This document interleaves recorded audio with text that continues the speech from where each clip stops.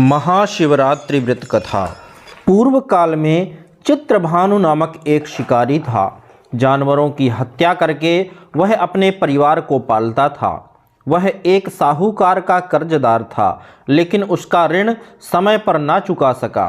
क्रोधित साहूकार ने शिकारी को शिव मठ में बंदी बना लिया। संयोग से उस दिन शिवरात्रि थी। शिकारी ध्यानमग्न होकर शिव संबंधी धार्मिक बातें सुनता रहा। चतुर्दशी को उसने शिवरात्रि व्रत की कथा भी सुनी। शाम होते ही साहूकार ने उसे अपने पास बुलाया और ऋण चुकाने के विषय में बात की। शिकारी अगले दिन सारा ऋण लौटा देने का वचन देकर बंधन से छूट गया। अपनी दिनचर्या की भांति वह जंगल में शिकार के लिए निकला, लेकिन दिन भर बंदी गृह में रहने के कारण भूख प्यास से व्याकुल था। शिकार खोजता हुआ वह बहुत दूर निकल गया। जब अंधकार हो गया तो उसने विचार किया कि रात जंगल में ही बितानी पड़ेगी। वह वन में एक तालाब के किनारे एक बेल के पेड़ पर चढ़कर रात बीतने का इंतजार करने लगा। बिल्व वृक्ष के नीचे शिवलिंग था, जो बिल्व पत्रों से ढका हुआ था। शिकारी को उसका पता न चला। पड़ाव बनाते समय उसने जो टहनियाँ तोड़ी वे संयोग से शिवलिंग पर गिरती चली गईं। इस प्रकार दिन भर भूखे प्यासे शिकारी का व्रत भी हो गया और शिवलिंग पर बिल्वपत्र भी चढ़ गए। एक पहर रात्रि बीत जाने पर एक गर्भिणी हिरणी तालाब पर पानी पीने पहुंची। शिकारी ने धनुष पर तीर चढ़ाकर ज्यों ही प्रत्यंचा खींची, हिरणी बोली, मैं गर्भिणी हूँ, शीघ्र ही प्रसव करूँगी। तुम एक साथ दो जीवों की हत्या करोगे, जो ठीक नहीं है। मैं बच्चे को जन्म देकर शीघ्र ही तुम्हारे समक्ष प्रस्तुत हो जाऊंगी, तब मार लेना। शिकारी ने प्रत्यंचा ढीली कर दी और हिरणी जंगली झाड़ियों में लुप्त हो गई। प्रत्यंचा चढ़ाने तथा ढीली करने के वक्त कुछ बिल्वपत्र अनायास ही टूटकर शिवलिंग पर गिर गए। इस प्रकार उससे अनजाने में ही प्रथम पहर पूजन भी संपन्न हो गया।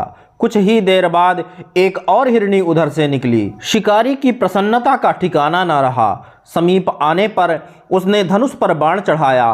तब उसे देख हिरणी ने विनम्रता पूर्वक निवेदन किया, हे शिकारी, मैं थोड़ी देर पहले ऋतु से निवृत्त हुई हूँ, कामातुर विरहिणी हूँ, अपने प्रिय की खोज में भटक रही हूँ। मैं अपने पति से मिलकर शीघ्र ही तुम्हारे पास आ जाऊंगी। शिकारी ने उसे भी जाने दिया। 2 बार शिकार को खोकर उसका माथा ठनका।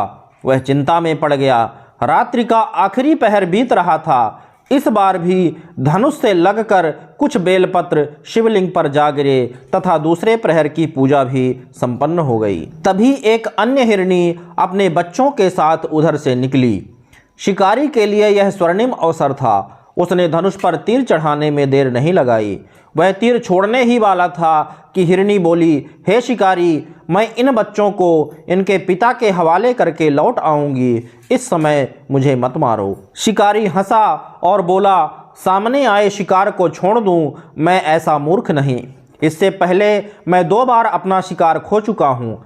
मेरे बच्चे भूख प्यास से व्यग्र हो रहे होंगे। उत्तर में हिरणी ने फिर कहा, जैसे तुम्हें अपने बच्चों की ममता सता रही है, ठीक वैसे ही मुझे भी। हे शिकारी, मेरा विश्वास करो, मैं इन्हें इनके पिता के पास छोड़कर तुरंत लौटने की प्रतिज्ञा करती हूँ। हिरणी का दुख भरा स्वर सुनकर शिकारी को उस पर दया आ गई। उसने उस मृगी को भी जाने दिया। शिकार के अभाव में तथा भूख प्यास से व्याकुल शिकारी अनजाने में ही बेलवृक्ष पर बैठा बेलपत्र तोड़ तोड़कर नीचे फेंकता जा रहा था। पाँव फटने को हुई तो एक हष्ट-पुष्ट मृग उसी रास्ते पर आया। शिकारी ने सोच लिया कि इसका शिकार वह अवश्य करेगा। शिकारी की तनी प्रत्यंचा देखकर मृग विनीत स्वर में बोला, हे शिकारी, यदि तुमने मुझसे पूर्व आने वाली 3 मृगियों तथा छोटे छोटे बच्चों को मार डाला है तो मुझे भी मारने में विलंब ना करो, ताकि मुझे उनके वियोग में एक क्षण भी दुख ना सहना पड़े।